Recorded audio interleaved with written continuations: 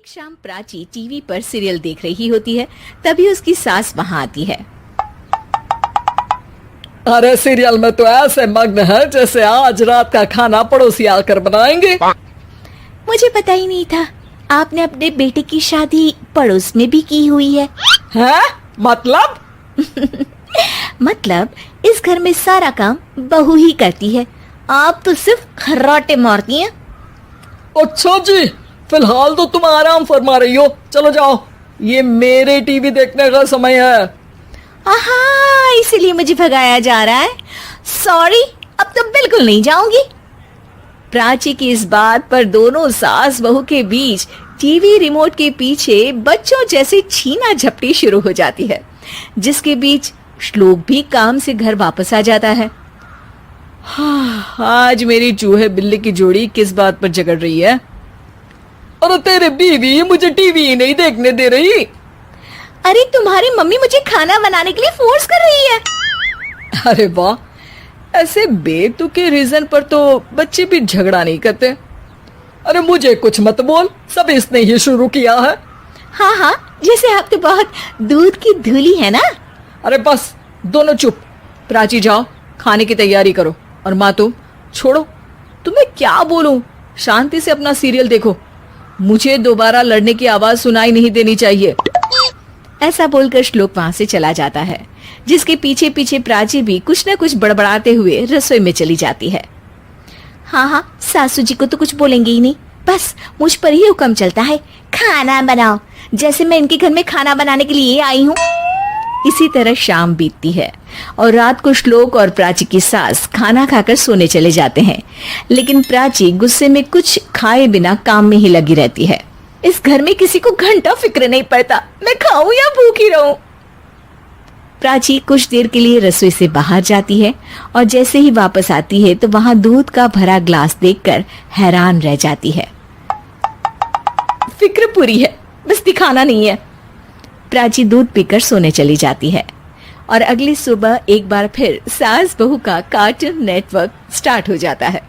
ये तुमने ही किया है। अरे अजीब जबरदस्ती है, मैं बोल रही हूँ मैंने कुछ नहीं किया। दोनों ने मिलकर पूरे घर को पागल खाना बनाया हुआ है। यहाँ कोई नॉर्मल इंसान तो रह ही नहीं सकता, इसीलिए अब पड़ोसी क्या रिश्तेदार भी घर आने से कतराते हैं। और सुन बेटे, तू भी चंगा, तेरी माँ भी चंगी, तेरी बीवी भी चंगी, रिश्तेदार। हाँ जी, आपको नहीं पता क्या, गंगाधर ही शक्तिमान है, रिश्तेदार ही। हाँ हाँ, बस समझ गया। कभी जानवरों जैसे लड़ेंगी तो कभी जुगलबंदी करेंगी। भाई मैं आप दोनों के बीच में नहीं फंसना चाहता। सास बहू की इस मनमौजी जोड़ी से परेशान होकर श्लोक अपना सिर खुजलाता वहां से चला जाता है। चलो अब मैं भी कीर्तन में जा रही हूँ। इस पर जैसे ही सास कमरे में अपना पर्स लेने जाती है तो वहां नाश्ते की प्लेट रखी देख मुस्कुराने लगती है और नाश्ता करके घर से बाहर निकलते हुए कुछ पैसे टेबल पर रख जाती है, जिसके कुछ देर बाद सिलेंडर वाला घर आता है। ओ मोरी मैया, मैं सिलेंडर के बारे में तो बिल्कुल भूल ही गई थी।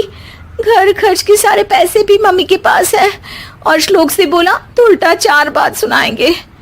प्राची ये सोच ही रही होती है कि अचानक उसका चेहरा चमक उठता है और वो घर में आकर इधर उधर देखने लगती है। तभी उसकी नजर टेबल पर रखे पैसों पर पड़ती है, जिन्हें वो सिलेंडर वाले को दे देती है। ये सब श्लोक देख लेता है। अच्छा बेटे, इतना बड़ा घोटाला, सबके सामने मैं तेरी दुश्मन और पीठ पीछे तेरी मेरी यारी। इस पर श्लोक एक प्लान बनाता है और शाम को सब एक साथ बैठे होने पर बोलने लगता है। माँ, तुम दोनों की बहुत लड़ाई होती है, इसलिए मैं सोच रहा हूँ कि प्राची को उसके घर छोड़ाऊं, इससे वो भी खुश रहेगी और तुम भी। अचानक श्लोक की ये बात सुनकर सास बहू शौक से उसकी तरफ देखती हैं। अरे ऐसे कैसे घर छोड़ाओगे, मुझे कहीं नहीं जाना। अरे तुमने बोला नहीं पर मैंने सुन लिया, तुम्हें मम्मी के साथ रहना अच्छा नहीं लगता, मुझे पता है। अरे वाह, अरे जब बहू खुद कुछ काम बोले तो वो तुझे सुनता नहीं, और अब जो इसने बोला ही नहीं वो तू समझ गया। जब उसे नहीं जाना तो फिर जबरदस्ती क्यों कर रहा है? अच्छा, फिर आपको मौसी के घर छोड़ाता हूँ, बस अब आप दोनों एक घर में एक छत के नीचे नहीं रह सकती। मैं इस टॉम एंड जेरी की जोड़ी को और नहीं झेल सकता। है? ऐसे कैसे नहीं रह सकते? तुम्हें इतनी दिक्कत है तो तुम्हारा बोरिया बिस्तर पैक कर देती हूँ, लेकिन मम्मी जी कहीं नहीं जाएंगी। बिल्कुल यही सुनना था मुझे। अगर दोनों में इतना ही प्यार है फिर हर वक्त ये लड़ाई का नाटक क्यों करती हो? देखा मैंने कैसे माँ किचन में दूध रखती है और तुम उनके लिए कमरे में नाश्ता रखती हो, और कैसे वो पहले ही तुम्हारी दिक्कत समझकर घर में पैसे रखकर बाहर जाती है। अरे भाई, इतना ड्रामा तो डेली सोप में भी नहीं होता जितना तुम दोनों ने इस घर में फैलाया हुआ है। तू हमें टॉम एंड जेरी बोलता है ना, तो याद कर वो दोनों भी एक दूसरे को बाहर वालों की बुरी नजर से बचाने के लिए हमेशा सबके सामने लड़ते थे, लेकिन अकेले में दिक्कत के समय मदद भी तो करते थे। बस हमारा रिश्ता भी कुछ ऐसा ही है। और वैसे भी अगर सास बहू में तू मैं नहीं होती तो दुनिया वालों को कहानियां कैसे मिलेंगी?